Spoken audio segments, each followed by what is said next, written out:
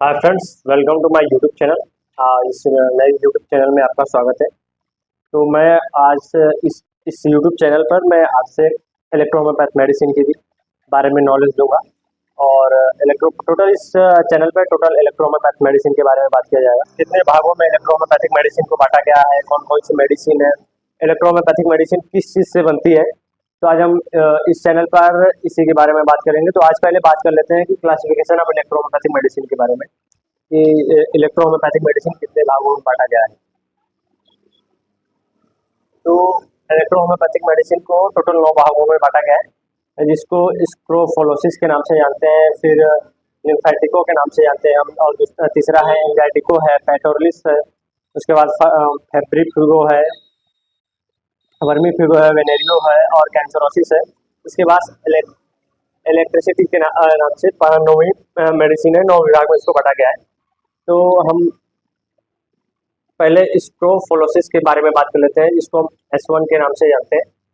इसमें total 14 medicine है, जिसमें S1 से लेकर S12 तक तो मेडिसिन है। उसके बाद 2 और मेडिसिन है, जिसको एक स्लैश के नाम से जानते हैं और एक सिंथेसिस के नाम से जानते हैं, जिसको SY बोलते हैं हम।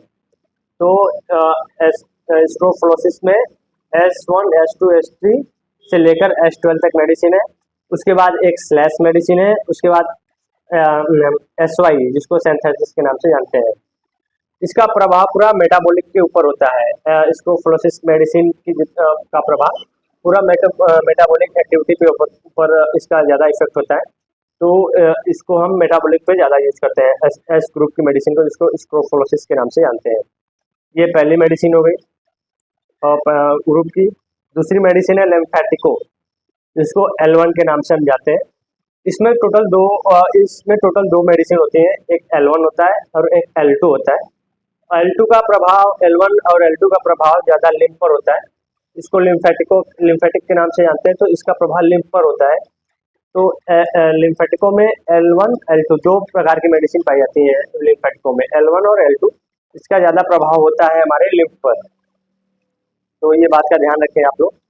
उसके बाद हम आगे बढ़ते तो तीसरी मेडिसिन है एंजाइटिको।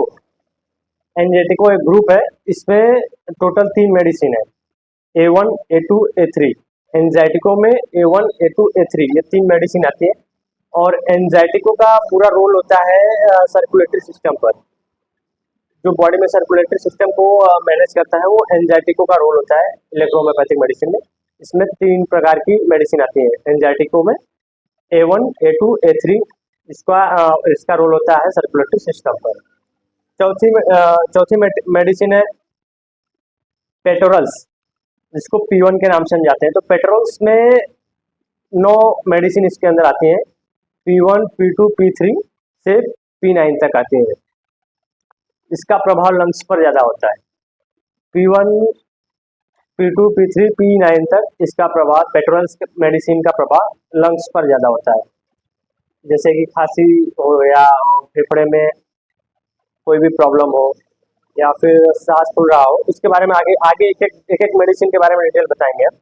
तो आप नॉर्मली पहले आप क्लासिफिकेशन का जान लीजिए कि पेटोरल्स में P1 से लेकर P9 तक मेडिसिन आती है। 9 मेडिसिन आती है, जिसका प्रभाव भी लंग्स पर ज़्यादा होता है। फेब्रिफिगो, जिसको हम F1 बोलते हैं, इसमें 2 मेडिसिन होते हैं, F1 और F2। इसका प्रभाव ज़्यादा होता है नर्वस सिस्टम पर।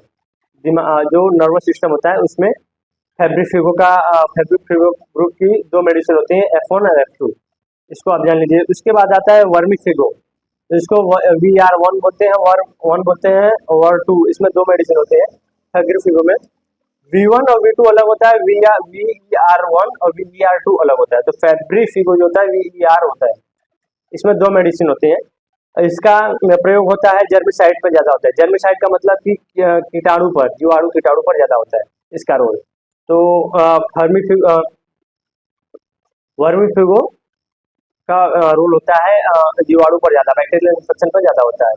इसके बाद आता है वेनेरियो, जिसको हम V1 के नाम से जानते हैं।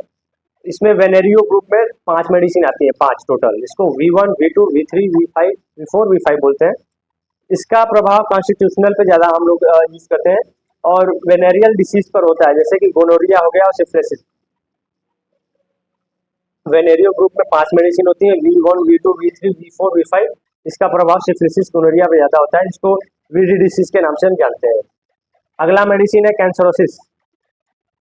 कैंसरोसिस एक समूह है जिसमें 17 मेडिसिन होती है, जिसको हम C1 या C1 के नाम से जानते हैं।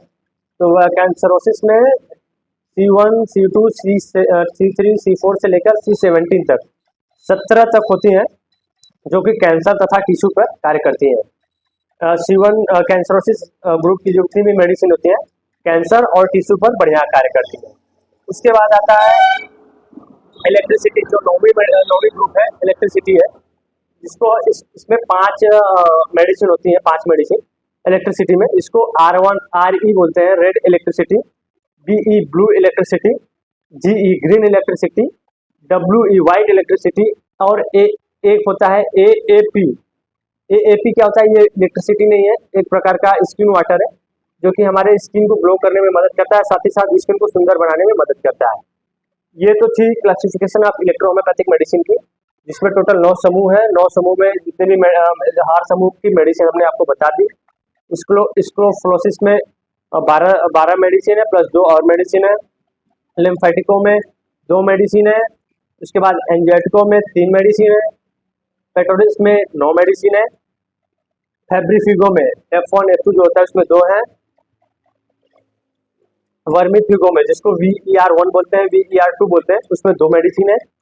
वेनेरियो जिसको V1 बोलते हैं, उसमें 5 मेडिसिन है।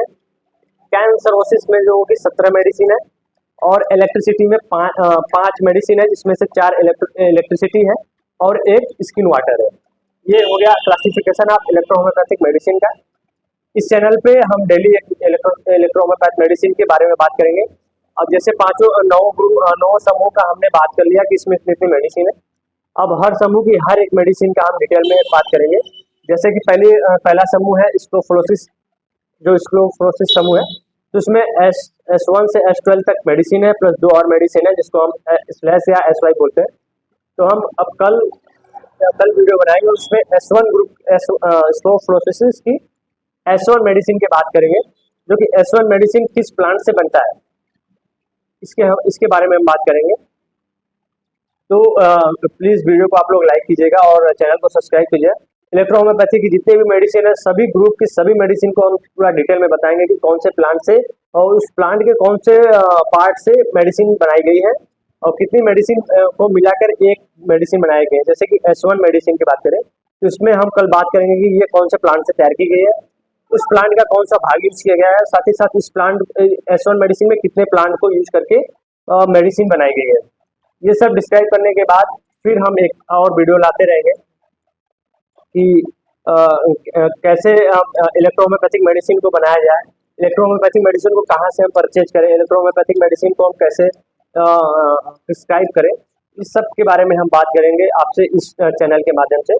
तो प्लीज़ आप इलेक्ट्रोहोम्योपैथी के डॉक्टर हो या फिर फिजिशियंस हो या प्रैक्टिशनर हो या फिर स्टूडेंट हो या फिर इलेक्ट्रोहोम्योपैथिक में रुचि रखते हो या फिर नॉलेज के लिए, आप इस चैनल को सब्सक्राइब कीजिएगा।